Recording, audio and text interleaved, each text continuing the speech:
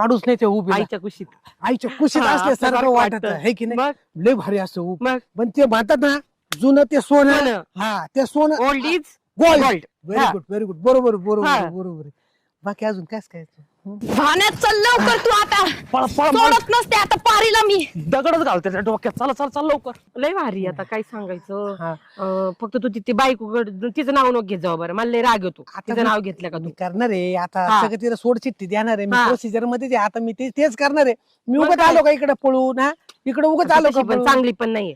कोण? तुला म्हणजे सूट होत नाही.